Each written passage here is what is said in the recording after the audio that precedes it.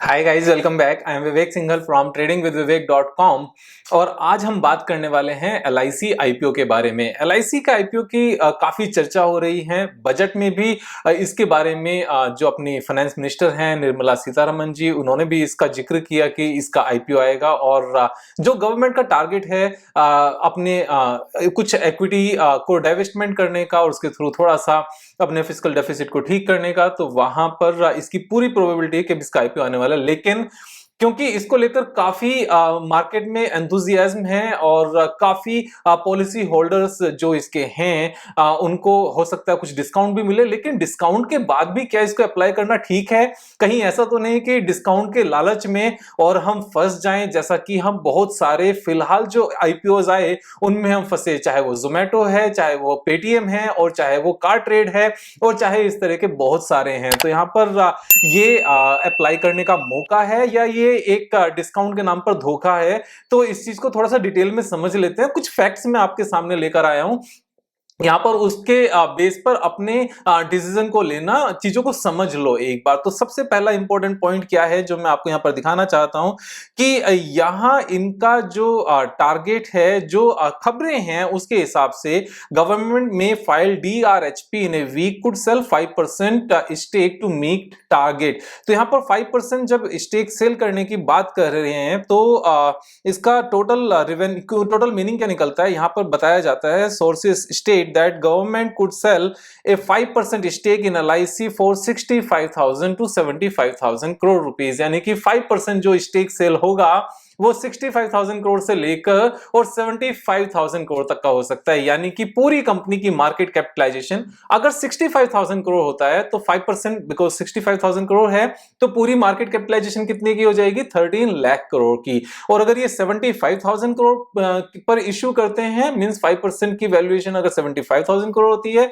तो पूरी कंपनी कितने की हो जाएगी? 15 लाख करोड़ की। और अगर 15 लाख करोड़ होती है पूरी कंपनी, तो आज की डेट में अगर हम रिलायंस की बात करने लगे, रिलायंस इंडस्ट्रीज की जो कि सबसे बड़ी कंपनी है, वो भी 15 लाख करोड़ की ही है, 15,91,000 करोड़ की। तो ऑलमोस्ट ये इंडिया की सबसे बड़ी कंपनी बन जाएगी इस बेस पर। यहां पर अल जजीरा जो इंटरनेशनल न्यूज पर फोकस करते हैं, उन्होंने भी यहां पर वैल्यूएशन जो बात की है, valued at $203 billion. India Reddy's LIC IPO that is the biggest ever. और अगर $203 बिलियन का होता है तो अगर हम यहां पर बात करते हैं एक बार 203 मल्टीप्लाई बाय 7500, मैं 75 का $1 मानकर चल रहा हूं, और $1 बिलियन में 7500 करोड़ होते हैं। तो यहां पर 7500 से मैंने मल्टीप्लाई किया तो ये इंडियन रुपीज में निकल कर आ जाएगा, यानी कि 15,22,000 करोड़ रुपीस। तो ये बिगेस्ट एवर आईपीओ भी हो सकता है एंड बिगेस्ट एवर यहां पर कंपनी भी हो सकती है। तो जब बिगेस्ट एवर की बात कर रहे हैं, अब एक चीज यहां पर ध्यान से समझने की बात है, अगर ये 15 लाख करोड़ पर आता है, यानी कि 5% की जो वैल्यूएशन है अगर वो 75,000 करोड़ होती है और 15 लाख करोड़ की होती है, तो अगर सेम ही प्राइस पर लिस्ट होगा तो यहां पर किसी का भी बेनिफिट है नहीं। तो यहां से ग्रोथ आनी चाहिए, यानी कि यहां से लिस्ट ऊपर होना चाहिए। बेयर मिनिमम 20% का तो गेन आना चाहिए लिस्टिंग पर, यानी कि 15 लाख करोड़ की कंपनी एटलीस्ट 18 लाख करोड़ पर तो लिस्ट होनी चाहिए। उससे कम पर होगी तो जो एप्लीकेंट्स हैं, जो यहां पर इन्वेस्टर हैं, उनको कोई फायदा नहीं होगा। तो यानी कि जो लार्जेस्ट कंपनी है उससे भी 2 लाख करोड़ ऊपर की बात हो रही है। यहां पर मेरा एक्सपीरियंस ये रहा है कि जब कभी भी कोई भी कंपनी रिलायंस इंडस्ट्रीज से ऊपर अगर गई है किसी की मार्केट कैपिटलाइजेशन या उसके पास भी पहुंची है, तो दूसरी कंपनी या तो टूट गई है, नीचे आ गई है, या रिलायंस इंडस्ट्रीज ऊपर चली गई है। रिलायंस इंडस्ट्रीज ने अपनी मार्केट कैपिटलाइजेशन के बेस पर जो नंबर 1 पोजीशन है उसको बरकरार रखा है। फॉर एग्जांपल, अगर यहां पर एक बार आप टीसीएस की मार्केट कैपिटलाइजेशन देखने लगे तो टीसीएस अभी क्योंकि नीचे आया हुआ है 14,14,000 करोड़ का, जैसे ही ये 15 लाख करोड़ के आसपास पहुंचा था, यहां पर लगातार गिरावट आ गई, जो पूरे आईटी इंडेक्स में गिरावट का रीजन भी बना। तो यहां पर नंबर 1 पोजीशन पर तो अगर ये ऑलरेडी इसको लिस्ट करते हैं और उसके बाद में 20% और ऊपर कम से कम जाना चाहिए, तभी एप्लीकेंट्स को प्रॉफिट है, अदरवाइज तो कोई फायदा ही नहीं हुआ। तो यहां पर एक तो इसकी वैल्यूएशन थोड़ी सी ऊपर लग रही है इस मींस ऑपरेटर्स गेम प्लान के पॉइंट ऑफ व्यू से। अब टेक्निकली देखते हैं कि ये कितनी बड़ी कंपनी एक्चुअल में है, इसका नेट प्रॉफिट कितना है। अगर हम यहां पर बात करें इसके नेट प्रॉफिटेबिलिटी की, तो यहां एक ये नंबर इन्होंने दिए हुए हैं, बिजनेस स्टैंडर्ड ने इस नंबर को यहां पर पब्लिश किया हुआ है एंड यहां पर दिखाया हुआ है ये half year one FI financial year FY21 and half year two FY22, यानी कि ये हमारा टोटल है। यहां पर ये फर्स्ट हाफ की बात कर रहे हैं, पिछले साल फर्स्ट हाफ एंड इस साल फर्स्ट हाफ की हम बात कर रहे हैं, यानी कि अप्रैल से सितंबर 2021 एंड उससे पहले अप्रैल to September 2020।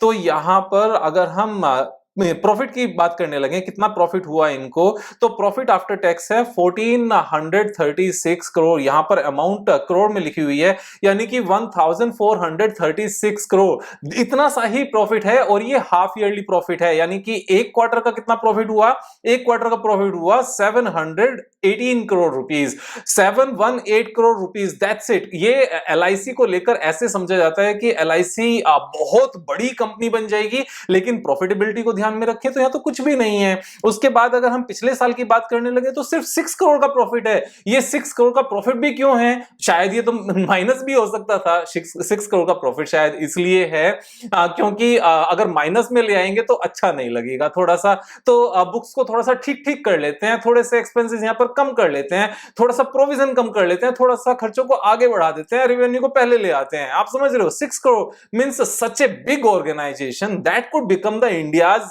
largest company after listing is posting 6 crore rupees of net profit for what 6 crore। तो यहां पर इनसे भी पता चलता है कि यहां पर बुक्स को कैसे ध्यान में रखना है और किस तरह से चीजों को समझना है। अब 1436 करोड़ रुपीस का नेट प्रॉफिट और एक क्वार्टर का 700 crore rupees of net profit. यहां पर अगर हम बात करें वापस से रिलायंस की, जो सबसे बड़ी कंपनी है, उसका एक क्वार्टर का नेट प्रॉफिट कितना आता है, अगर हम करंट क्वार्टर की बात करने लगे, दिस इज 18,000 करोड़ रुपीस, एक क्वार्टर का प्रॉफिट 18,000 करोड़ रुपीस। और पूरी LIC का मतलब LIC का 6 मंथ्स का नेट प्रॉफिट कितना है, 1400 करोड़ रुपीस। अगर हम यहां पर रिलायंस का नेट प्रॉफिट, अगर हम सेम क्वार्टर्स की भी बात करने लगे, फॉर एग्जांपल यहां पर जून एंड सितंबर क्वार्टर की भी बात करने लगे, इन दोनों क्वार्टर का नेट प्रॉफिट मिलाकर कितना है, दिस इज 26,000 करोड़ रुपीस, 26,000। और यहां पर सेम पीरियड में LIC का नेट प्रॉफिट कितना है, 1400 करोड़ रुपीस। मतलब इतनी हैवी वैल्यूएशन, $203 बिलियन, जो $203 बिलियन, $200 बिलियन तो यहां पर रिलायंस इंडस्ट्रीज की वैल्यूएशन है। LIC की valuation just 1400 crore rupees of half yearly profit के लिए हम $200 बिलियन लगा देंगे, तो ये तो मुझे तो समझ नहीं आई ये बात किसी भी तरीके से। इवन इससे अच्छा अगर हम एक बार इस बात को समझने लगे कि जो स्टेट गवर्नमेंट कंपनीज हैं या फिर जो प्राइवेट कंपनीज हैं, यहां पर फॉर एग्जांपल अगर हम SBI की बात करने लगे, SBI लाइफ इंश्योरेंस की बात करने लगे, SBI लाइफ इंश्योरेंस का इन दो क्वार्टर का नेट प्रॉफिट कितना है, इन दो क्वार्टर का नेट प्रॉफिट है SBI का यहां पर ऑलमोस्ट 500 करोड़, यहां 500 करोड़ रुपीस नेट प्रॉफिट है। और LIC का कितना है, 1500 करोड़, यानी कि 1/3 है SBI का।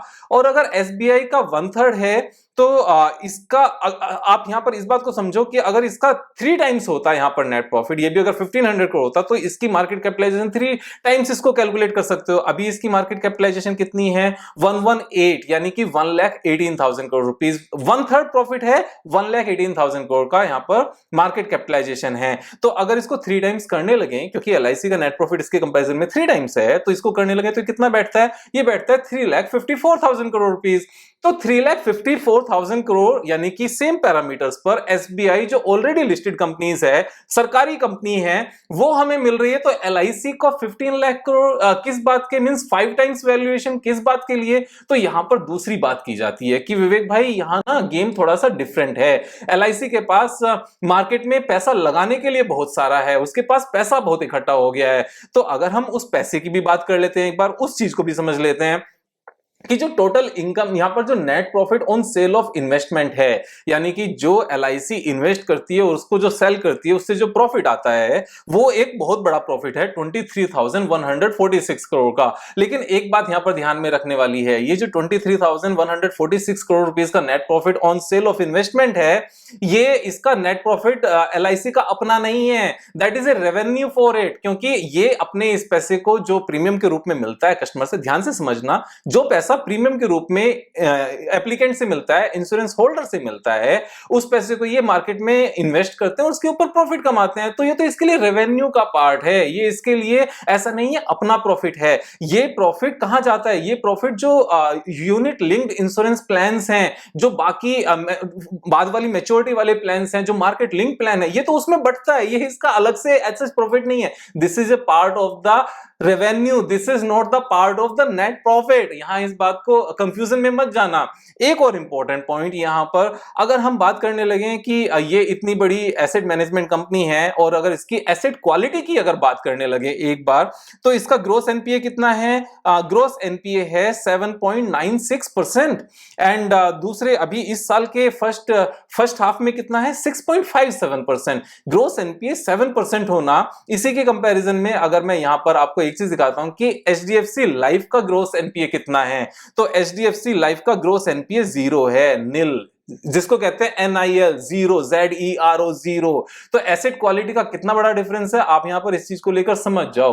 क्योंकि इसका पैसा कहां इस्तेमाल होता है? इसका पैसा जो भी कंपनी बेकार जा रही है ना, बस उसको संभालना है। तो एक काम करो एलआईसी बाबू, आप उठ के आ जाओ और इसमें पैसे लगा दो, इसको संभालना है। आईडीबीआई परेशान हो गया, इसको संभालना है। पीएनबी सब खराब हो गया, उसको संभालना है। दूसरी कोई IL&FS खराब हो गई, उसको संभालना है। यानी कि जिसको बेकार हो गया है, जो गया है, या फिर जो नेचुरल कैलेमिटी में आ गया है, जिसके ऊपर ईश्वर का क्रो मींस यहां पर श्राप है, उसको संभालना, बस आप आ जाओ। ऐसे नहीं होता है यार, दिस इज बिजनेस अंडरटेकिंग। और यहां पर जब हम आईपीओ लाने की बात करते हैं तो इन सब चीजों को ध्यान में रखना होता है। यहां अब एक चीज और मैं आपको बताता हूं कि अगर आप यहां देखोगे LIC first half profit Zooms ahead of IPO, तो यहां पर आईपीओ लाना है, इसलिए नंबर शायद ठीक भी हुए हैं। जो ये नेट प्रॉफिट आया है ना 1437 करोड़ का हाफ ईयर का, ये किस लिए अच्छा है? यह मतलब इस हेडिंग से भी अंदर की सेंस तो आती है ना, क्योंकि पिछले साल सेम हाफ ईयर में कितना प्रॉफिट था? सिर्फ 6 करोड़ था। अगर इस बार भी 6 करोड़ का नेट प्रॉफिट आता तो इनका आईपीओ फेल नहीं हो जाता, फ्लॉप नहीं हो जाता। तो यहां पर नंबर्स इतने अच्छे हो गए एकदम से, तो अच्छे हो भी सकते हैं, अच्छे नहीं भी हो सकते हैं। और अगर अच्छे हुए भी तो कोई बहुत बड़ा नंबर तो है नहीं, इट्स ए टाइनी नंबर। इससे तो अच्छा अगर हम बात करने लगे यहां पर एसबीआई लाइफ इंश्योरेंस की, this is a great one. और अगर हम यहां पर एचडीएफसी लाइफ की बात करने लगे, आप एक बार ध्यान से समझना, what is the capitalisation of HDFC life insurance? 1,33,000 crore. और इसका हाफ ईयर का नेट प्रॉफिट कितना है? इसका हाफ ईयर का नेट प्रॉफिट है 600 करोड़। अब अगर 600 करोड़ और यहां पर कितना नेट प्रॉफिट है इसका, जो मैंने आपको बताया था, this net profit is 1436 crore, यानी कि 2.5 टाइम्स, दैट्स इट। अब 2.5 टाइम्स यानी कि एलआईसी की जो वैल्यूएशन होनी चाहिए वो इसकी 2.5 टाइम्स होनी चाहिए मैक्सिमम। जो कितनी आती है? Maximum to maximum 4 lakh crore आती है। अब ये 15 लाख करोड़ कैसे होगा? ये तो और भी गलत हो गया। एक और इंपॉर्टेंट पॉइंट, जहां पर सरकारी कंपनी है, जहां जो अपनी बुक्स हैं इतनी बेकार बुक्स हैं, जहां पर इन्वेस्टमेंट, जहां पर ग्रोस एनपीए 7% 8% है, उसको कंपैरिजन हम एचडीएफसी लाइफ से करने लगेंगे जहां ग्रोस एनपीए नील है। और अगर उससे करते हैं तो भी सिर्फ 4 लाख करोड़ की यहां पर मार्केट कैपिटलाइजेशन बैठती है। और अगर 4 लाख करोड़ की मार्केट कैपिटलाइजेशन, तो इतना हाइप किस लिए बना रहे हैं भाई? तो ये नंबर्स थोड़े से समझने पड़ेंगे। एक और बहुत इंपॉर्टेंट पॉइंट, जिस टाइम पर एलआईसी के पास इतना सारा बिजनेस आया, उस टाइम पर दूसरा कोई इंश्योरेंस होल्डर था नहीं, इंश्योरेंस कंपनी कोई थी नहीं एलआईसी से अलग लाइफ इंश्योरेंस को लेकर। आज की डेट में SBI, ICICI, HDFC and max life, इन्होंने मार्केट को होल्ड किया हुआ है। और आदित्य बिरला लाइफ इंश्योरेंस, इन्होंने मार्केट को होल्ड किया हुआ है। आज की डेट में जो ज्यादा एग्रेसिव है उसका माल बिकता है, जो मार्केटिंग करता है, जो सेल्स करता है, उसका माल बिकता है, जहां टारगेट रखे जाते हैं उसका माल बिकता है। सरकारी नौकरियों की सैलरी पर यहां पर माल नहीं बिकता, इस बात को ध्यान रखना पड़ेगा। और एक और इंपॉर्टेंट पॉइंट, पहले जो इंश्योरेंस होता था वो कन्वेंशनल इंश्योरेंस होता था। अभी क्या इंश्योरेंस होता है? अभी यहां पर टर्म प्लान होता है। मोस्ट ऑफ द केसेस में जितने भी लोग इंश्योरेंस कराते हैं वो टर्म प्लान कराते हैं। और टर्म प्लान कहां से होता है? टर्म प्लान ऑनलाइन होता है, यहां पर policybazaar.com से, या फिर किसी एजेंट्स के थ्रू, या फिर ऑनलाइन पोर्टल पर सीधी वेबसाइट पर जाकर। और ऐसे में एलआईसी पर जाने के बदले मेरे हिसाब से लोग आईसीआईसी प्रूडेंशियल या फिर एचडीएफसी या फिर एसबीआई की तरफ जाते हैं। ऐसा क्यों है? ऐसा बड़ा सिंपल सा रीजन है। ये जो LIC है इसका डायरेक्टली किसी बैंक से कोई लिंक नहीं है। ध्यान से समझना इस बात को, यहां LIC का किसी भी बैंक से डायरेक्ट कोई लिंक नहीं है। यानी कि कस्टमर बेस जो नया है, जो न्यू है, वो LIC के पास डायरेक्टली नहीं जाता। लेकिन HDFC लाइफ,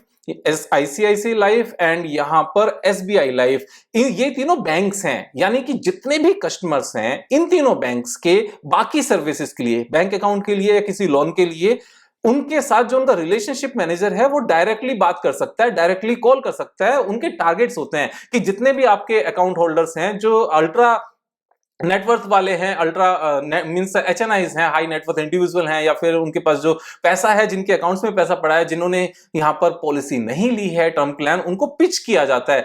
LIC के पास ऐसा कोई न्यू कस्टमर बेस नहीं है और ना ही डायरेक्ट कोई इंटरेक्शन है HDFC, SBI, और इसीलिए यही रीजन है कि अगर हम यहां पर SBI लाइफ इंश्योरेंस की बात करने लगे, SBI life insurance is doing a good business. आप यहां पर कंसिस्टेंसी देखो इनकी, 15,000 करोड़ से बढ़ते हुए 82,000 crore, and net profit is increasing from 366 crore से इंक्रीज होते होते 1400 crore rupees every year. Consistent growth है। क्यों?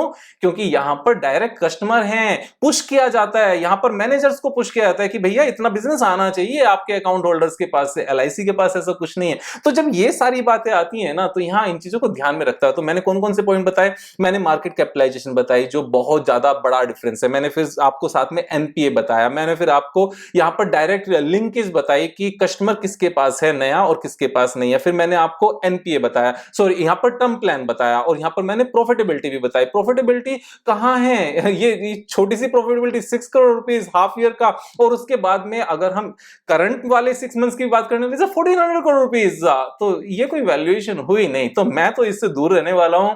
अब बात ये होगी कि इसका फाइनल प्राइस निकल के क्या आता है। तो जो फाइनल डिसीजन लेना होगा वो डिसीजन लेना होगा जब इसका फाइनल प्राइस निकल के आएगा, तब एक्चुअल में पता चलेगा कि इसकी मार्केट कैपिटलाइजेशन ये $200 बिलियन रखने वाले हैं या $50 बिलियन रखने वाले हैं। तो मेरे हिसाब से इसकी जो मार्केट कैपिटलाइजेशन बैठती है, जो एक्चुअल में बैठती है, वो SBI से मैक्सिमम 3 टाइम्स बैठती है, क्योंकि उसका नेट प्रॉफिट SBI के कंपैरिजन में सिर्फ और सिर्फ 3 टाइम्स है, उससे ज्यादा मेरे हिसाब से नहीं बैठती। तो यहां पर इसकी मार्केट कैपिटलाइजेशन अगर हम और एक्स्ट्रा स्ट्रेच भी कर लें तो 4 लाख करोड़ से ज्यादा की मार्केट कैपिटलाइजेशन होनी नहीं चाहिए। जब इसका एक्चुअल प्राइस निकल कर आएगा कि इस प्राइस पर IPO आ रहा है, तब इसका डिसीजन लेंगे। लेकिन यहां पर ये धोखा है या मौका है, ये इसी बात से डिपेंड करेगा कि ये 15 लाख करोड़ आता है या 4 लाख करोड़ से कम आता है। क्योंकि अगर 4 लाख करोड़ भी आया तो फिर तो SBI ऑलरेडी है, जरूरत क्या है LIC की? तो इससे भी सस्ता आए, 3 लाख करोड़ से सस्ता है, तब तो ये बहुत अच्छा मौका है, अदरवाइज बहुत अच्छा मौका है नहीं। अब कुछ लोग एक बात और कहते हैं, विवेक भाई LIC के पास ना बहुत सारे ऑफिसेस हैं अपने, 2000 के आसपास अपनी बिल्डिंग्स हैं, 500 के आसपास अपनी बिल्डिंग्स है, बहुत बड़ा इनके पास रियल एस्टेट का बेस है। क्या उन ऑफिसेस को तोड़कर कोई यहां पर रियल एस्टेट कंपनी बनाकर और उनके फ्लैट्स बनाकर बेचने वाले हैं? नहीं करने वाले ना। तो ऐसे तो ऑफिसेस SBI के पास भी हैं, ऐसे ऑफिस तो PNB के पास भी हैं, ऐसे ऑफिस तो बैंक ऑफ बड़ौदा के पास भी हैं, ऐसे ऑफिस तो सीमेंट कंपनीज के पास भी हैं, मींस लार्ज लैंड बैंक है। ऐसी लैंड बैंक तो यहां पर टेक्सटाइल मिल्स के पास भी है और शुगर मिल्स के पास तो भरी पड़ी है। तो यहां उन चीजों की उतनी ज्यादा वैल्यूएशन, उतना ज्यादा कंसर्न मींस कोई उनका इंपॉर्टेंस नहीं है, कोई महत्व नहीं है उनका, क्योंकि मेन बिजनेस वो नहीं है और ना ही ऑफिसेस को तोड़कर वहां पर कोई बिल्डिंग खड़ी करने वाले हैं। तो मेन बिजनेस जो है वहां से कितना नेट प्रॉफिट है? टाइनी सा प्रॉफिट है। ध्यान से संभल के चलना, वीडियोस देखते रहना, दोस्तों के साथ शेयर करना, हर किसी के साथ शेयर करना, क्योंकि जैसे रिलायंस पावर में लोगों का बुद्धू बना था इनिशियल टाइम पर, कहीं ऐसा तो नहीं हो जाएगा। तो ध्यान रखने की जरूरत है। कल फिर मिलेंगे एक नई वीडियो के साथ, तब तक मुझे thank you so much, have a nice day, subscribe कर लेना। Thank you so much.